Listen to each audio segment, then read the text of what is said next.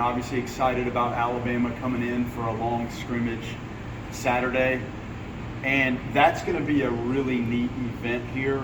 We're going to try some things at Howser that I think the fans, and including the students, will really enjoy. And when you have a chance to have a team that was actually here in the regional, so they're familiar with this setting, but it's a cool day. It's going to be really, really neat. And we have football opportunities around the facility available, so throughout the course of the day, people can watch some of the football events that are going on leading into our football game that evening. It's fun when we get these opportunities to see our players play against a different team. It does get a little old. Any coach in any sport will tell you, hey, we're ready to see somebody else. Well, we're not at the point where we're ready for the season, but it is enjoyable to have another program roll in here, and we saw that when we went to Pensacola. That event for the Wahoos to open up the way they did, and for DC Reeves to accommodate us, he's the mayor of Pensacola, for him to really provide in terms of the structure of the event and the day in the city, and we had a flyover with the Navy jets. For that event to evolve into what it did was really unique and special, and I think the people in Pensacola got to enjoy a Florida State team heading west and playing over there. So now you look at the Alabama game, the same type of environment will be provided here, and we have the best fans in the country, so this will be a snapshot for them to see essentially the majority of our team perform. And when I look at, we'll take a break in between the halves of this just so everybody can regroup and so we can get a new home plate umpire involved. But we try to get all of our players involved. It's not possible for all of the pitchers to pitch in this, but all of the position players will play. And when we scrimmage, we divide this up into two teams, and we try to make those teams balanced and even. And that's what we'll do this week leading into the Alabama game. And that's what you'll see when we play Alabama. You'll see two halves. I'm not at a point, I'm not concerned with depth chart or the first team and the second team. I'm not at all. Like, all of these guys have our uniform on. They're all going to go out there and play, just like we do when we scrimmage. So that's my approach to this. And there will be a time when we look more at, a starting lineup and a pitching rotation and how we use the guys. But at this point, it's to just continue to gather data and familiarize our staff with what our players look like, and then when you bring in a team of that quality, you get to see what they look like against somebody else. Coming out of the last exhibition against Auburn, you a little disappointing performance on the mound. Just how'd you see those guys respond in the scrimmages that you had this week? Well, we really had one of our most dominant pitching performances in our scrimmages, and that's really what you like to see. Then I walk out concerned about the offensive side. So to leave happy, you want to see the balance of a little bit of both. But I've seen both. I'm not sure I've seen both in one setting, and honestly, I'm not too concerned about that right now. You want to see dynamic stuff on the mound. You have to see that if you think you're going to pitch the way we need to pitch.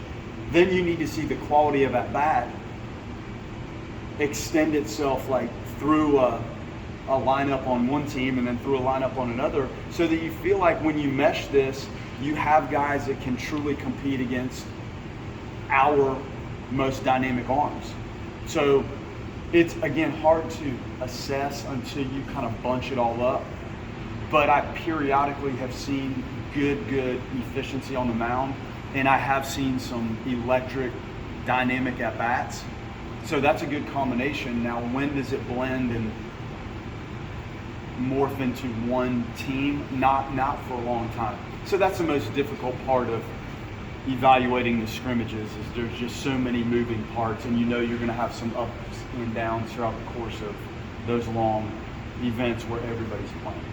As a coach, how can you tell, or do you know when you have great against great pitching versus great hitting, as opposed to just maybe good pitching going up against good hitting? Can you identify that?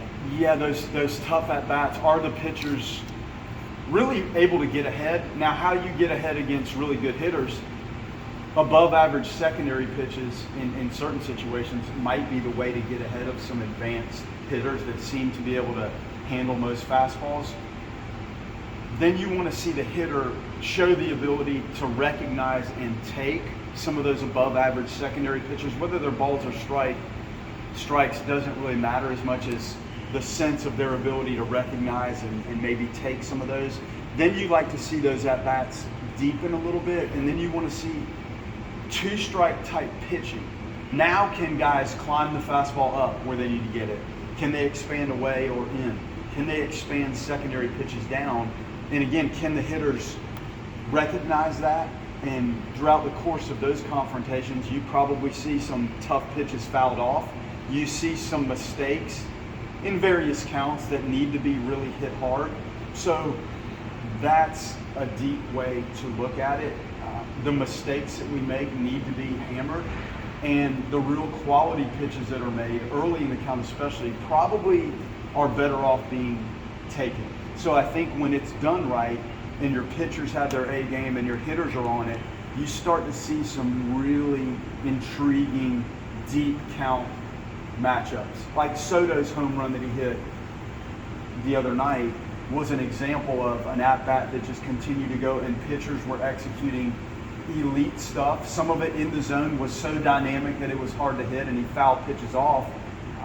That's the length of the at-bat that you want to see sometimes when you know your pitchers are really on it, matching up with hitters that are also recognizing and taking, swinging at good pitches, taking tough ones, and it tends to deepen the count a little bit and lengthen the at-bat.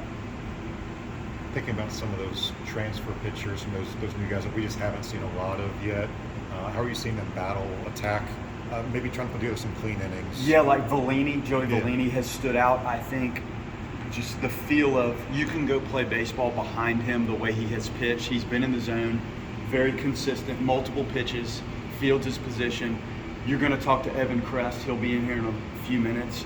He has shown that. I think Micah is learning them and really what they need to maybe take the next step.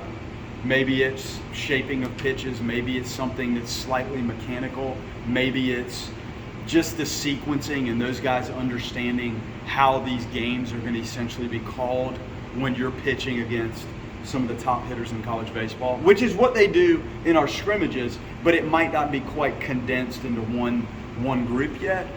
So I like it. Prescott has shown some up to 97s, and he's trying to figure out his secondary pitches. And I may be missing somebody, but those three have really stood out. Kinnear has had some moments where it's been good. I think some of these guys that come in and you have older hitters, more experienced hitters, more physical, I think sometimes they're learning that when I do make a mistake, that thing can be hit and hit really hard and really far. So the best lesson for some of those new arms is what we can do when our hitters are on it. And again, that's come and gone. It hasn't been as consistent a lesson as I maybe would like to be able to teach through the offensive side, but those guys have stood out, and we still have plenty of time. You know, we have this weekend, we have really the full week this week, the weekend, and then you get into the Garnet and Gold game, which is us against us, but you're not limiting the innings and the at-bats because there's an Alabama rolling in. It's all us. So I think that'll be a good display too for those arms to continue to hone their stuff and gather some more innings. Cam Leiter, he tweeted that he had a cleanup done. Just, I guess, from what he had done, do you guys have kind of a better sense of where he's at in the timeline now, or is it just kind of a wait and see after what he had? These are tough things, and you guys all know that he tried to rehab his way all the way through it, and we were in the ACC championship game, and he threw a bullpen in Charlotte, and we were hopeful that would lead him into having the ability to pitch in the postseason, and clearly that didn't play out. Continued to rehab, and I think everybody got to a point where they thought going in to figure out what this was and try to clean it up was the right maneuver. The good news is when they did do the procedure, it wasn't as severe as they thought it might have been. So that's really positive. And any athlete that's going through, think about, he was rehabbing since essentially April 1st through a couple weeks ago. you have to mentally get over that, and sometimes having that minor procedure physically obviously will help you, and then mentally it gets you over the hump and can be a really good reset for any athlete, and for somebody that's as intense about what they're doing as he is, feeling 100% and knowing that you're good to go and that you're correct. He's not good to go today, but knowing that they saw what they saw, it wasn't that bad, and it was cleaned up and ready to go. That's an A+ outlook. Now, again, now you're back to the rehab timeline, and it's far too early to say where that goes. I can't tell you, do I expect him to pitch this year? I cannot answer that right now. Like I told you, we almost got to the point where we thought he was going to be available for a super regional Omaha, and we didn't get there. So it's hard to be totally accurate, especially when you're fresh off of a procedure. We'll get through the next couple weeks and know more about how the initial mobility and things that they're trying to get him to do, the training room are coming, and then we'll have a better idea. But it's far too early. I'm just glad it wasn't a big deal for him, and it's over with. And I think physically and mentally, he's on a much better runway back to competition. Is it fair to say he wants to play? He's doing everything he can to be available for you guys this season? When you are out there and you're throwing that bullpen, when we're about to play the ACC championship game, he's done everything he can do to get back. It just wasn't right. Now, he threw that bullpen, and Mike and I were thinking that this was on the right track, and then he had to throw one more, and it didn't go as well. So he's doing everything he can do. This is not easy stuff. And when you're talking about an arm of that caliber, you want to be precise and cautious with everything that you do. And we were with the rehab, we were before we made a decision, and the medical team made a decision to go through with the procedure, and now you have to be equally as prudent with what you do with the build-up. Ben was another arm that had dealt with some injuries last year. I think we were able to get him back on the mound this week. Just how big would it be to get him back to where he was at the start of last season? If he can do what he did yesterday on the mound, it'll help us. That was probably the most pleasant surprise I've had this fall. And he was up to 5, and he touched some 5s, which we haven't seen that out of him a lot. But when Phil takes those guys in there, and this is not just because of an injury, but if you go look in that training room throughout the course of the morning, the pitchers doing their arm care and their strengthening programs, it's a lot of work. So again, when he goes back out there, he was probably better yesterday than I've seen him. Now, it was an inning, but it was really electric for that one inning. Now, again, we have to get over that hump and feel comfortable today and tomorrow to get him back on the mound, but boy, yesterday was a step in the right direction. I'm going to ask you this every year, Coach. Any closer to synchronizing a spring football game and a regular season game for you guys? I am so far deep into the schedule, I can't even tell you. I don't think it's happening this year. Is it? You got to help me. No, I don't know. I don't think they've announced it yet. I guess that's part of the problem, right? Like, you're getting your schedule set right now. They don't have a firm date of when they're going to have their spring football. That's probably the easiest way to explain it. Because to everybody at home, it's like, why don't they do this all the time? Well, why can't the they do it ACC hands us our schedule, and you can make certain requests, but meshing the timing of when we're making a request to the ACC for when we want our bye. We like to play the games on the front end, the series on the front end, versus stopping later in the year, in the middle of the year, to do a non-ACC series. So you're looking at a lot of things, and honestly, I'm working on the 2028 schedule. I'm trying to stay ahead of this. It's not easy, and my staff helps me with everything that we do in the program. I try to handle the schedule because I just think it's easier if I handle that.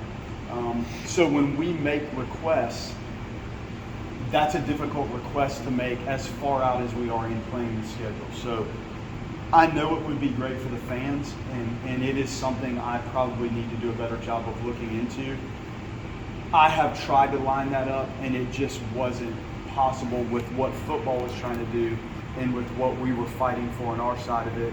And it's more of a timing issue than anything else. But I will look at that, because I know that would be a really cool event for our fans to come from the football stadium and Bebop right over here, or vice versa, however you wanted to try to line it up. I know that would be a good thing. It's not as easy to pull off as we would like.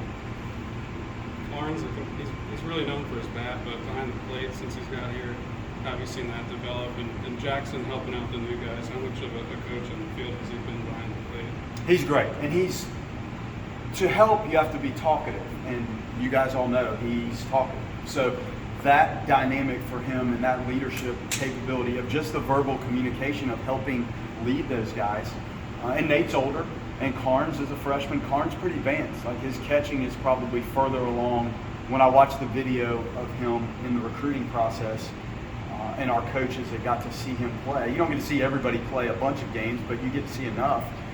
He's done a great job, and Brad works with those guys, and he does extra work, and he is really very deliberate and sincere about wanting to be a good catcher. And he is athletic. He can really, really run. He can really run. So it's not your prototypical catcher. Like, this is a very athletic person that could really go play the outfield if he wanted him to. But his catching and throwing has been better than I thought. And when you look at the 194s and the 195s, and it's consistent. It's not a flash in the pan 195. He does a really nice job turning that thing around. And the bat is as advertised. It's the most advanced freshman bat I've seen. Now, how that factors in, and clearly when you have Jackson and Nate and Hunter back there, you have some depth and some experience, two older guys. So you like the way this lines up, and Jackson being a left-handed bat, clearly you have two righties and a lefty in play right now. That's really positive. And it should give guys time to rest, and you do have the DH spot, which you've heard me enough. I don't really look at the DH spot until I have to. I'm not here trying to coach DHs. We're trying to develop guys to play positions at a high level, and then when you make the lineup out, clearly you have that bonus to stick your DH in there. So Hunter has been really good. Jackson has been energetic as usual and leading and talkative and helpful.